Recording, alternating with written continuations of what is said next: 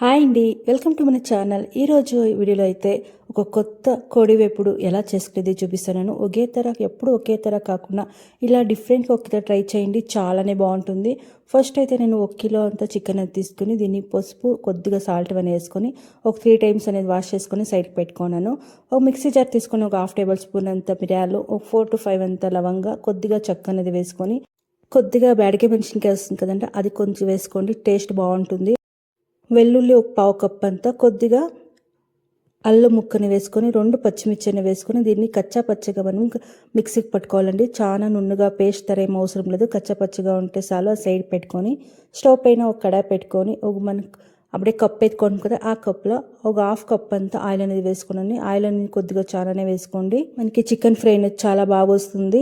2 ఉల్లిపాయ అనేది తీసుకొని స్లైడ్ తెర కట్ చేసుకొని దాన్ని వేసుకొని కొద్దిగా కరివేపాకు అనేది వేసుకొని అది కలర్ చేంజ్ అయ్యే వరకు బాగా దాన్ని ఫ్రై చేసుకోవాలండి.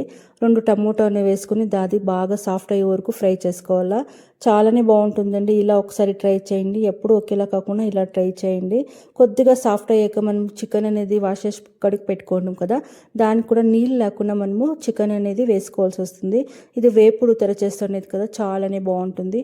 ఇది చికెన్ అంతా వేసుకున్నాక బాగా దీన్ని కలుపుకునేలా మిక్స్ చేసుకునేలా కొద్దిగా లో ఫ్లేమ్ పెట్టుకొని బాగా కలుపుకున్నాక హై ఫ్లేమ్లో పెట్టుకునేయండి.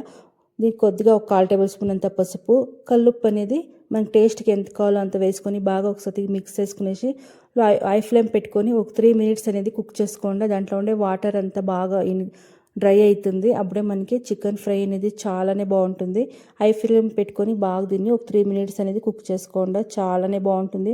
చూడండి, వాటర్ అంతా మనం కొద్దిగా కూడా వాటర్ అనేది వేయలేదు, చికెన్లో ఉండే వాటర్ అంతా బాగా ఇదవుతుంది. అప్పుడు మనం మిక్సీకి వేసుకుంటాం కదా, దాన్ని మసాలా అనేది వేసుకొని బాగా దీన్ని కలుపుకునేలా. ఈ మసాలా వేసేదాన్ని ఇంకా మనకి చాలానే టేస్టీగా ఉంటుందండి. ఇలా ఒక్కటే ట్రై చేయండి, చాలానే బాగుంటుంది. అది మసాలా వేసుకున్నాక బాగా కలుపుకునేసి మీడియం ఫ్లేమ్లో అడ్జస్ట్ చేసుకుని పెట్టుకోండి. కొద్దిగా ఒక 1/2 టేబుల్ స్పూన్ అంతా చిల్లీ పౌడరు, ఒక 1 టేబుల్ స్పూన్ అంతా ధనియా పౌడర్ అనేది వేసుకుంటున్నాను. ఆల్రెడీ మనము పచ్చిమిర్చి ఎండుమిర్చి అంతా వేసుకుంటాం కదా, చూసుకొని మనకి ఎంత కావాలో అంత చూసుకొని చిల్లీ పౌడర్ అనేది యాడ్ చేసుకోండి. అదంతా వేసినాక బాగా కలుపుకునేసి మీడియం ఫ్లేమ్ పెట్టుకోండి. ఒక 2 minutes మనము కుక్ చేసుకుంటే మన చికెన్ ఫ్రై అనేది రెడీ అవుతుందండి. చాలానే బాగుంటుంది, రైస్కి చపాతీకి చాలానే బాగుంటుంది. వేడివేడిగా రైస్కి అనేది చాలా బాగుంటుంది. ఇలా ఒక్కటే ట్రై చేయండి, ఎప్పుడు ఒకేలా కాకుండా ఇలా ట్రై చేయండి.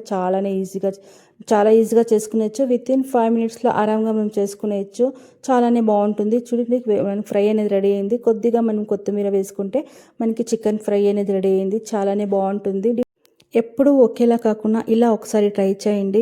ఈ బ్యాచిలర్స్కి అయితే ఏమైనా చేసుకోవాలన్నట్లయితే, ఎవరైనా సడన్గా గెస్ట్ ఇంటికి వస్తే ఇలా ఒకసారి ట్రై చేయండి, చాలానే బాగుంటుంది.